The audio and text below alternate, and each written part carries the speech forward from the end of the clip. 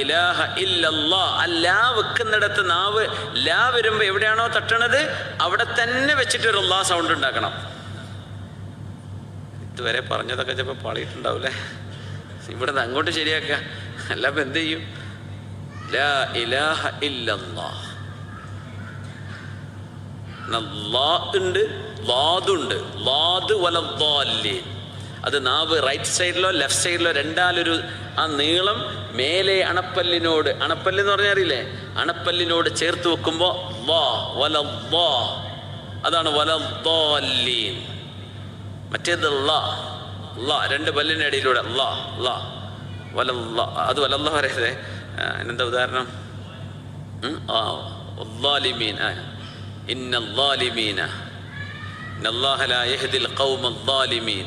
ظالمين അത് അല്ലാഹ്, ഇത് അല്ലാഹ്.